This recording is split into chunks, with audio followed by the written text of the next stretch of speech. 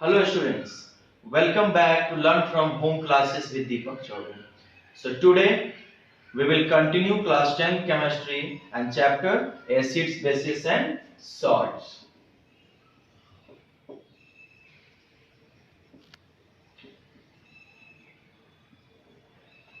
So in last class we have discussed about acid, classification of acids, like on the basis of strength, on the basis of molecular composition, on the basis of basicity. So today we will start new topic, and that is properties of acid.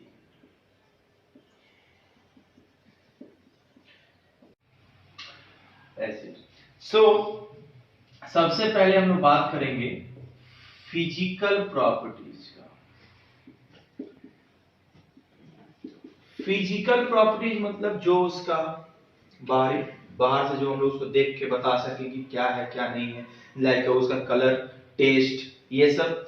तो सबसे पहले इसमें आता है physical property में test. तो acid का जो टेस्ट होता है वो सॉर टेस्ट का होता है, यानी खट्टा टेस्ट का होता है।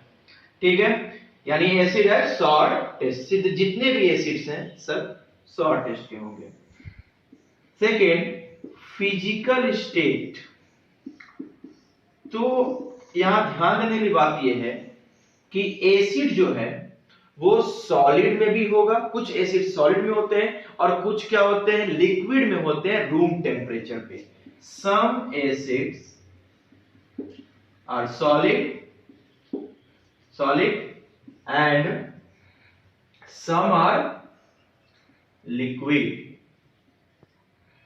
at room temperature. Room temperature पे क्या होंगे, वो कुछ सॉलिड होंगे कुछ लिक्विड होंगे।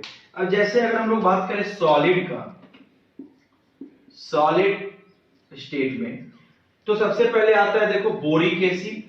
बहुत सारे एसिड्स हैं जो सॉलिड होते हैं। Boric acid H3BO3, oxalic acid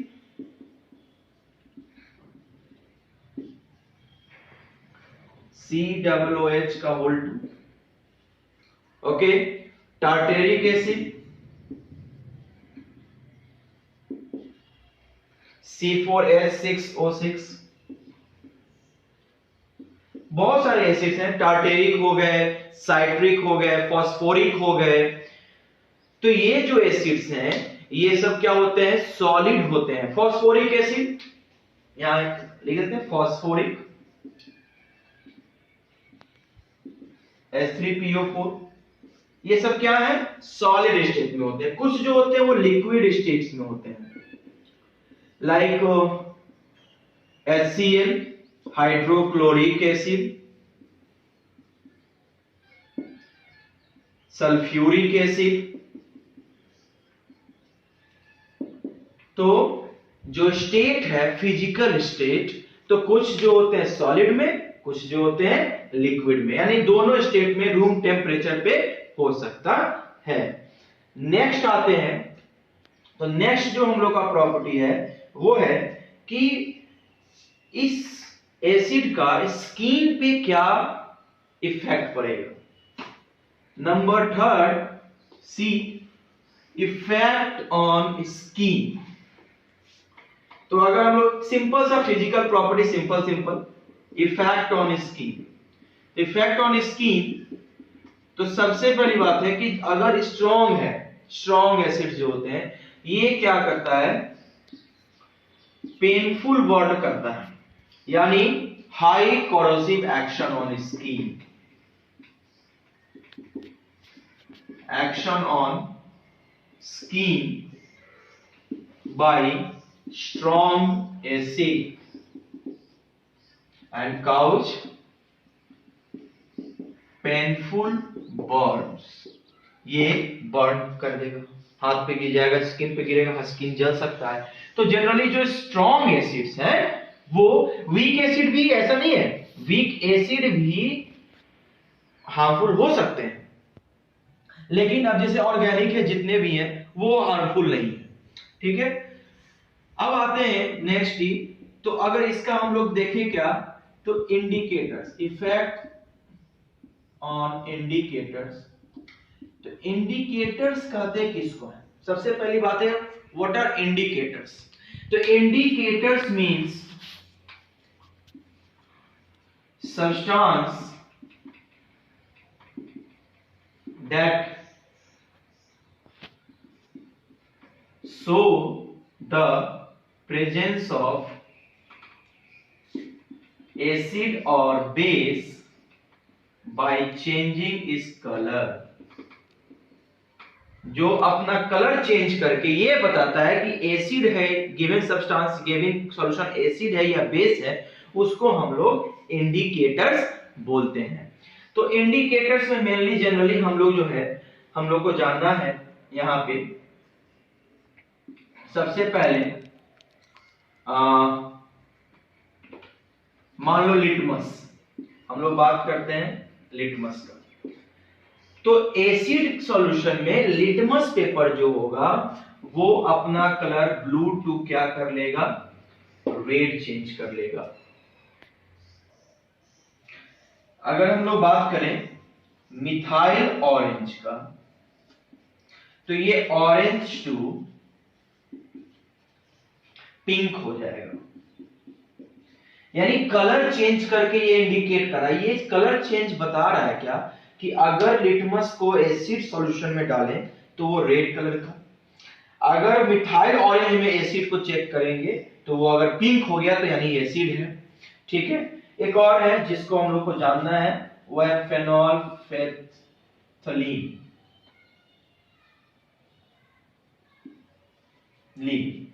ये क्या होता है, रिमेन्स कलरलेस, यानी एसिड सॉल्यूशन में ये कोई कलर शो नहीं करता है, यानी अगर कलरलेस है इसका मतलब एसिड है। तो ये एसिड जो है वो इंडिकेटर्स के कलर को क्या कर सकता है, चेंज कर सकता है। Litmus, methyl orange, phenolphthalein. Nowadays we use pH scale, so we will cover this topic in next segment. So, and the last physical properties, and that is conductivity.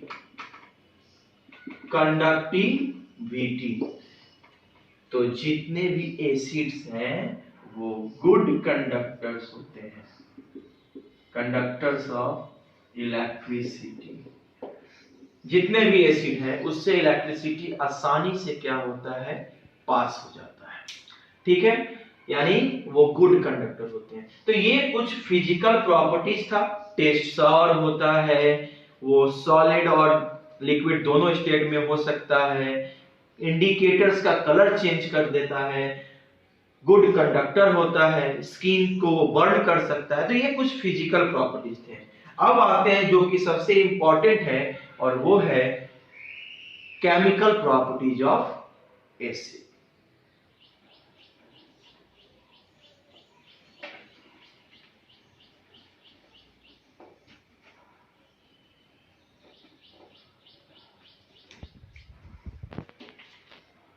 Chemical properties यानी chemical reactions acid का।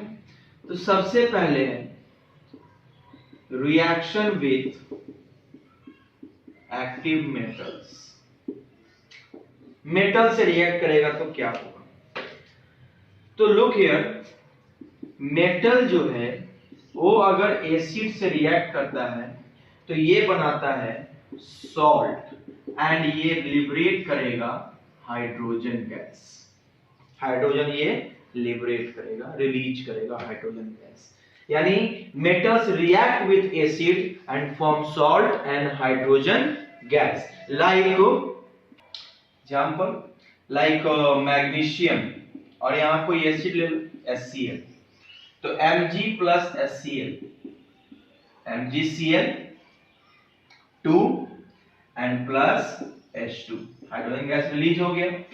ये balance हम लोग कर सकते हैं इसको। अब यहां पे देखते हैं और भी है, मान लो Zn है और प्लस HCl है, तो ZnCl2 और प्लस H2। तो इस तरीके देखें कि यहाँ पे सॉल्ट बना रहा है और क्या बना रहा है, हाइड्रोजन गैस। ये एक तरह का डिस्प्लेसमेंट रिएक्शन भी कहेंगे इसको। ये क्या है, एक डिस्प्लेसमेंट रिएक्शन है, यानी when metals react with acid there is displacement reaction taking place and it forms salt and hydrogen gas. Okay, next number 2, and that is reaction with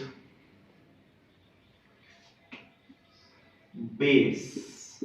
Reaction with base, तो simple acid plus base ये बना लेगा बाबू salt and water. इस process को हम लोग neutralisation reaction कहते हैं।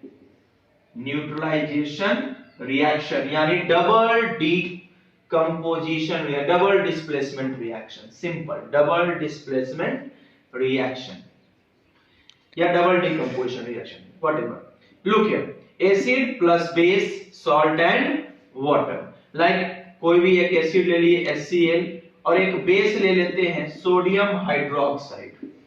Exchange of ions taking place, double displacement है तो, यानी NaCl सॉल्ट और H2O वाटर, ये फॉर्म होगा। यानी when acid react with base it forms salt and water. It is also a type of double displacement reaction or it is also called neutralization reaction where exchange of ions taking place. So this is, और भी आप example ले सकते हो। Suppose मैं यहाँ पे H2SO4 and plus एक कोई भी एक आप बेस ले लीजिए, लाइक CuO, कॉपर ऑक्साइड, तो ये बना लेगा CuSO4 और प्लस H2O। दिस इज क्या हो गया, ये एक तरह का displacement, double displacement reaction, neutralisation reaction. यहां भी सॉल्ट और क्या बन गया, वाटर बन गया। तो सिंपल याद ये जानना है कि acid plus base salt and water होता है। नंबर 3,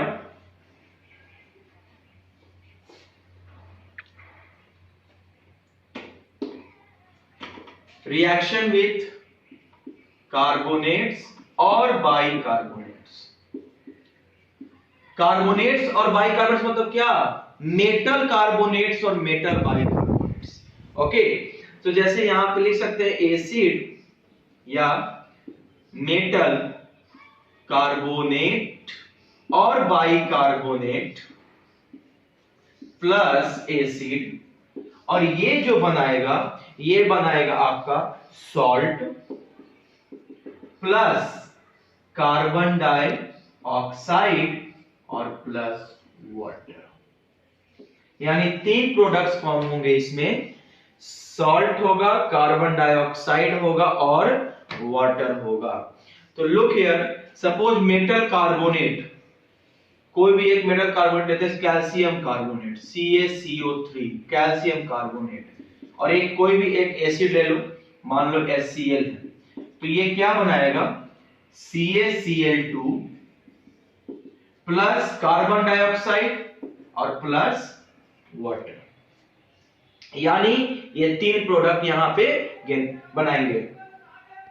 एंड अगर हम लोग मेटल कार्बोनेट ले लिए, मेटल बाइकार्बोनेट को लेते हैं हम लोग, सपोज करो CaHCO3 का वोल्ट, कैल्शियम बाइकार्बोनेट, और इसको अगर HCl से रिएक्ट करेंगे तभी ये क्या होगा CaCl2 प्लस CO2 और प्लस H2O। सेम प्रोडक्ट ही बना है, लुक हियर, क्योंकि सेम एलिमेंट का कार्बोनेट और बाइकार्बोनेट मैंने यहां लिया है। आप जब डिफरेंट लोगे डिफरेंट, कहने का मतलब क्या हुआ कि तुम्हारा 3 प्रोडक्ट बनेगा, salt, carbon dioxide and water.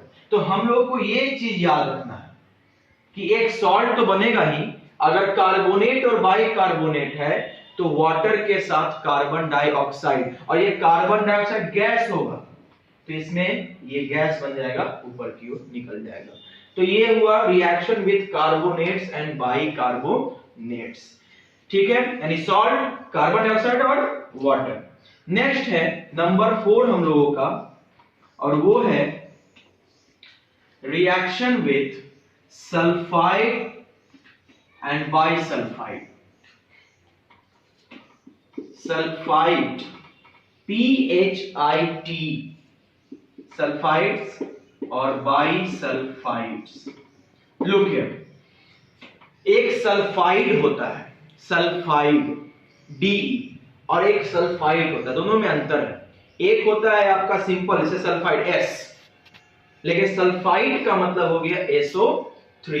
तो अगर मान लेते हैं मेटल सल्फाइड है या बाइसल्फाइड है एंड प्लस एसिड, ये क्या बनाएगा, ये बनाएगा salt plus water and plus sulphur dioxide gas. ये सल्फर डाइऑक्साइड गैस को रिलीज करेगा यहां पे, यानी इसमें प्रोडक्ट देखो सॉल्ट वाटर है और एक सल्फर यानी सल्फाइड रहेगा या बाइसल्फाइड, तो सल्फर डाइऑक्साइड गैस रिलीज होगा। जैसे मान लेते हैं एक एग्जांपल लेते हैं, जैसे calcium sulphide CaSO3, calcium sulphide plus HCl, एक हम लोग ने एसिड लिया तो ये बनाएगा CaCl2 प्लस H2O और plus SO2, sulphur dioxide gas बाहर निकले, लेकिन CaCl3 बनाएगा, सॉरी CaCl3 हो जाएगा, ठीक है। अगर हम लोग बाइसल्फाइड लेते हैं तो मान लो कि NaHSO3 है, सोडियम बाइसल्फाइड, ठीक है। तो अगर इसको HCl से करते हैं तो NaCl प्लस H2O और प्लस SO2 गैस, यानी सिंपल सा है, प्रोडक्ट में तुम्हारा दो चीज कॉमन होगा, water and sulphur dioxide, okay. और ये सॉल्ट, इसका जो भी सॉल्ट बनाएगा यहाँ पे, इसमें कैल्शियम ट्राइक्लोराइड बना लिया, इसमें सोडियम क्लोराइड बना लिया। तो इस तरीके से हम लोग ये देखो, अगर हम लोग को ध्यान से फॉर्मेट सिर्फ लर्न करना है, फॉर्मेट क्या होगा, अगर कार्बोनेट था तो कार्बन डाइऑक्साइड गैस होगा, सल्फाइड है तो सल्फर डाइऑक्साइड गैस होगा, ऐसे हम लोग को लर्न करना है। नाउ इसका लास्ट प्रॉपर्टी जो हम लोग को जानना है, और वो है reaction with sulphide, reaction with sulphide. Sulphide यानी मेटल सल्फाइड जो है, अगर एसिड से रिएक्ट कर रहा है तो ये बनाएगा सॉल्ट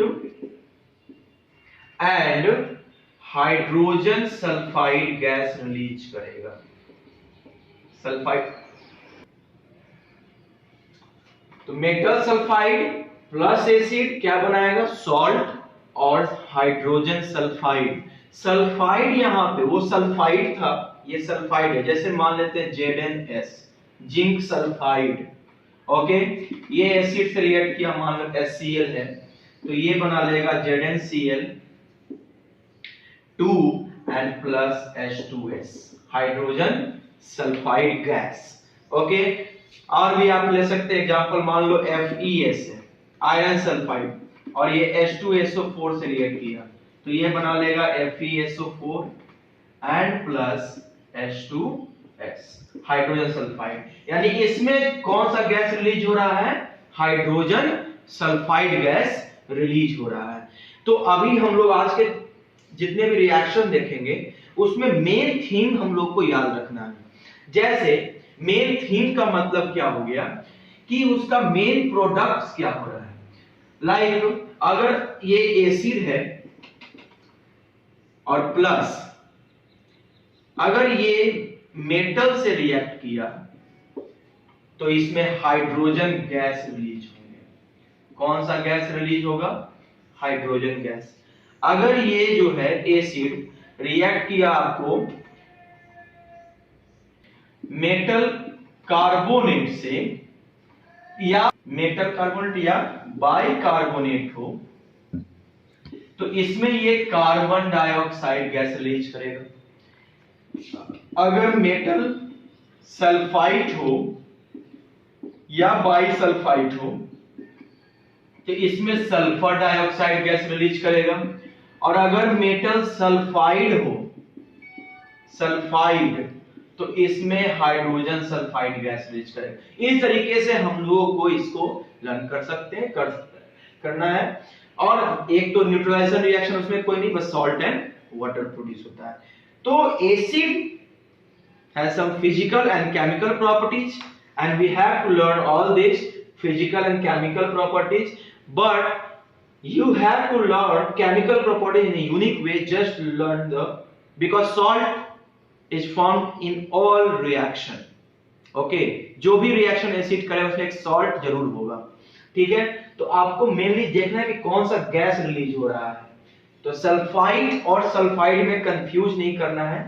टीई सल्फाइड यानी SO3, ओके, और सल्फाइड मतलब सिंपल सा S, ये दोनों अलग अलग हैं। तो आज के क्लास में हम लोगों ने देखा physical and chemical properties of acid. So next class we will start base and its and the classification of base, physical and chemical properties of base. So if you have problem, if any question regarding this topic, you can ask me in the inbox. Thank you.